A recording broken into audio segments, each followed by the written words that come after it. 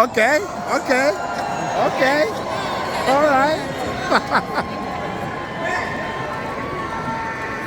Is that one not working? All right, it's not working. All right, let's do this.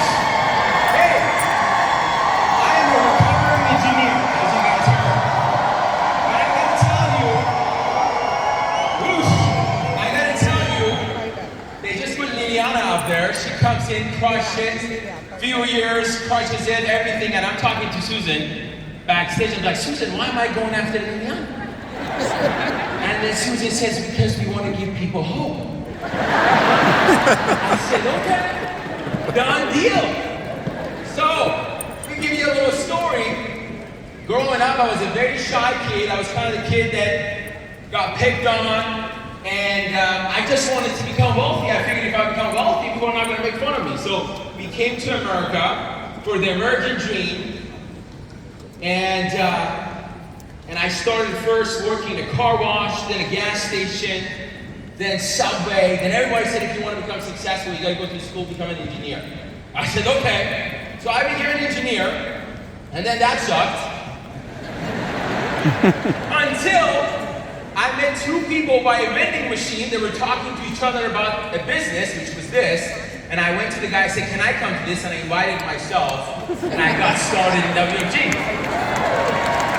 Now, here's the story.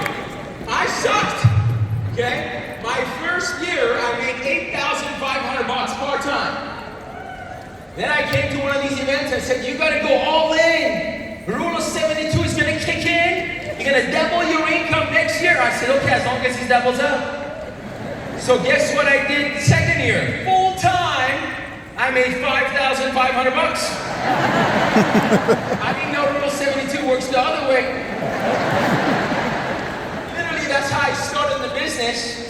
So let me tell you some lessons I learned those early on. That was a big difference maker for me.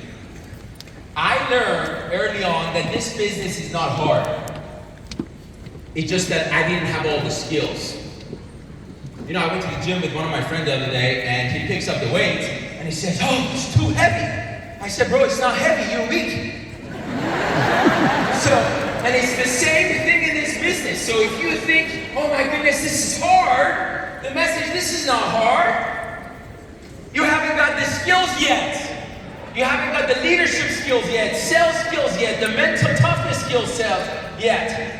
You just need to become better. I remember every year coming to this convention, and somebody would talk about the guy who went to the top of Mount Everest, and every time he would go there and he couldn't conquer it, he would come back and says, you know what, next year I'm coming back to conquer you because I know you can't grow, but I can. And that was every time I would just cry, I'd be like, next year.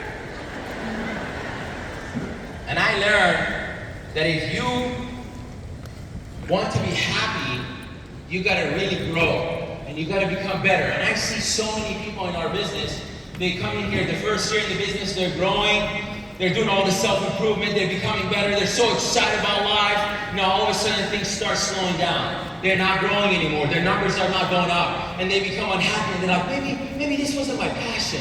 Maybe I should go play music. I'm like, what are you talking about? If you're not happy, and you have to understand, it's not the business, it's you. You ain't growing. So you gotta be like, whatever I gotta do to break through this. And this is why you're here today. You know, everything changed for me when I went to an event called CEO Summit with Rich Dalton. And in there, and I kind of knew this, but it really clicked in then. What I understood what it really meant to be all in. Raja talks about one focus, one thought, one focus, one thought. Johnny talked about this, Dave talked about it, everybody talked about it today, and you guys hearing it from everybody, but I want you guys to know what that really means. One focus, one thought, all in means you're not doing anything else. Nothing else. You're not literally, if you want to be one of the top leaders, you can't trade stocks on the side. You understand what I'm saying? You can't do a Bitcoin, you can't do these real estate deals, you can't do health insurance stuff on the side. It's one thing. You understand? You don't want to be a Cheesecake Factory, you want to buy McDonald's, In-N-Out, massive business. You guys get it? But I gotta tell you one thing though, that changed everything for me recently. You know, when we talk about American dream, you know, America is the only country that comes with the word dream. Did you guys know that? There's no Chinese dream. Okay? It's just the American dream. It's just an idea. It's the idea that you can come here. All of you guys, see, so many of you guys came from different countries where you can have freedom of religion and speech, and you come here, you become wealthy. And as we see our country today, it's just crazy. Beside here, this is why we're the last chance. Outside of here, people cannot talk about their religion. They get offended so easily. When you say Merry Christmas, it's like, well, we can't say Merry Christmas because you might offend somebody. I said, are you kidding me? Greg capped on me. Number one, don't offend people. Number two, never get offended. Because the only people who get offended are people who have low self-confidence. And I said, well, I got it. And we need that kind of mindset, that kind of culture in our society here today. The other day, yesterday, we did a calculation. Somebody who makes $100,000 a year in the U.S. and pays Social Security, the maximum Social Security they're going to be getting at age 70 is $3,500. If they take the money that they put into Social Security, the 6.2%, plus the other 6.7% that gets matched, at the age of 70 it would be over $3.5 million saved if they invest that money themselves. They get $17,000 a month, and they will have $3 million left for their family. You understand what I'm saying? So why? Look, you guys know 70% of our taxes goes to Social Security and Medicare and Medicaid? Is that crazy? See, we need more people to become wealthy. How many of you guys understand this? This is our crusade. This is our cause.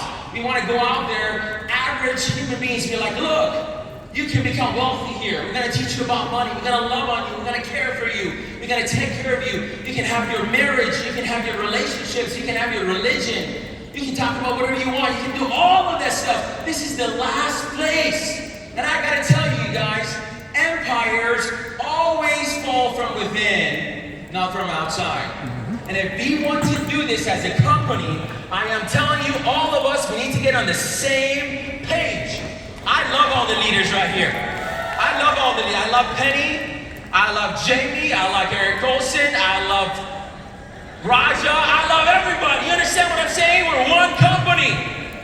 One team. Let's go. We got to get together with the Home Office, same message, and go after it and crush it because we need to save this country, everybody. Fired up and see you at the top.